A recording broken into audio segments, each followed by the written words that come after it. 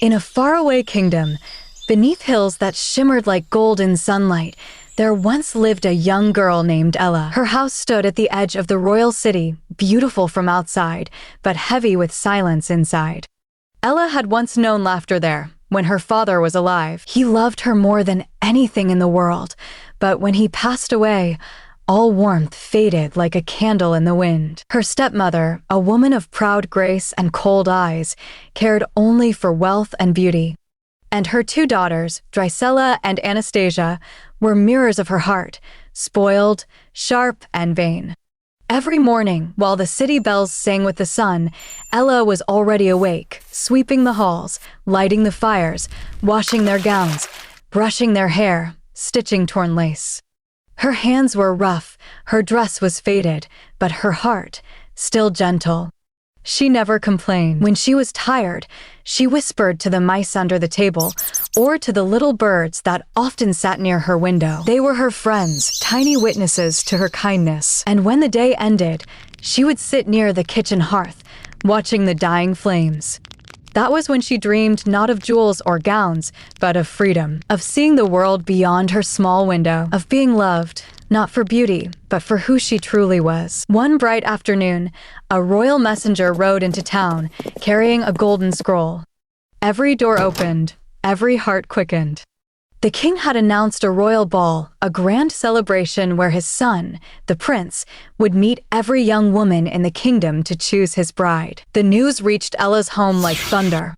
Her stepmother gasped with delight. Her daughters shrieked and spun in excitement. "A royal ball," said Drusilla, clutching her pearls. "Imagine, mother, the prince could choose me. Or me." Anastasia cried, already running to her mirror. Ella smiled softly, her hands still soapy from washing dishes. "How wonderful," she whispered, more to herself. Her stepmother turned sharply. "And what are you smiling at, child?" I only thought it must be lovely to see the palace all lit up." The woman smirked. "The palace is no place for ash and dirt. You'll stay here and clean while we attend." Her words stung, but Ella bowed her head. "Yes, stepmother." That night, she helped them prepare, sewing their dresses, curling their hair, polishing their shoes until they gleamed. Her stepsisters twirled in front of the mirror, laughing at their own reflections. "Ella, fetch my necklace." "Ella, fix my hem." "Ella, you've smudged my ribbon. Start again." She obeyed quietly, her heart breaking a little with each order. When the grand night finally came, the stepmother and her daughters climbed into their carriage, sparkling with jewels and perfume. Ella stood at the door, waving softly as they disappeared into the glowing streets. Then silence. Only the ticking of the old clock. She sank beside the fire and whispered, "Oh, if only I could go, not to be seen, but just to see. The music, the lights, the wonder." A tear rolled down her cheek and fell upon the ashes, and just as it touched the ground, a soft golden shimmer spread across the floor. From the shadows of the kitchen, a gentle voice said, "Why, my dear, why are you crying?" Startled, Ella looked up, and before her stood an old woman, her eyes kind, her smile warm. She wore no crown, no jewels, only light that seemed to move with her. I only wished I could go to the ball," Ella said, her voice trembling.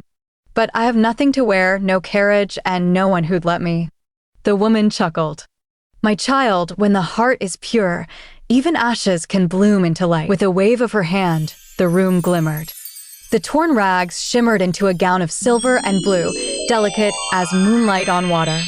Her shoes turned to crystal, catching every sparkle of flame. And outside, a pumpkin by the door swelled and curved, turning into a golden carriage. The mice became horses, the old cat a coachman. Ella's eyes widened, tears of joy streaming down her face. "Oh, thank you. But why me?" The fairy godmother smiled softly. "Because you never stopped believing in kindness, even when the world forgot it." She touched Ella's cheek gently. "But remember, my dear, the magic will fade when the clock strikes 12. Ella nodded, her heart racing. Then, with a bow of gratitude, she stepped into the glowing carriage and disappeared into the night. The palace was a sea of light. Chandeliers glittered like stars, and music filled the grand hall. The prince greeted many, but his eyes looked weary, as if searching for something he couldn't name. Then the doors opened, and every voice fell silent. Ella entered, her gown like moonlight, her steps soft as a whisper. The prince stood still, breathless.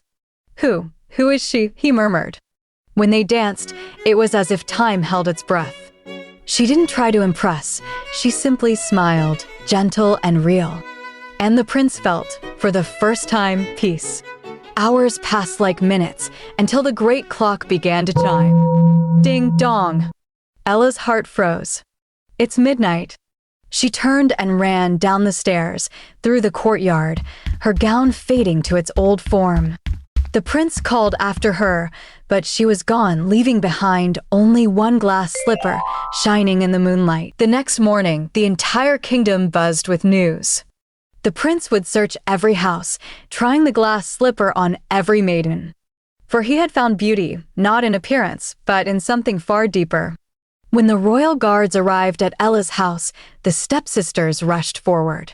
"Try mine first." "No, mine fits perfectly." They struggled and argued, but the shoe would not fit.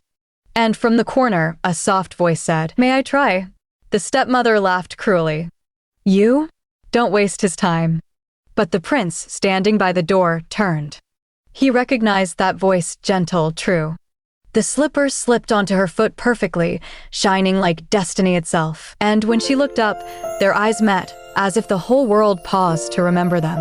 Soon, the palace bells rang again, this time for a wedding. The people cheered, the kingdom rejoiced. But more than crowns or castles, what truly changed was the heart of a girl who once swept ashes.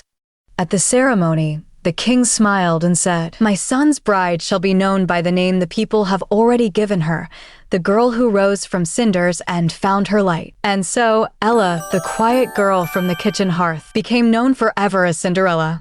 She filled the palace with kindness, and every soul who entered felt lighter, warmer, happier.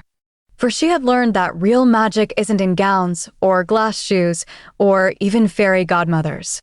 It's in how we stay gentle, even when life isn't.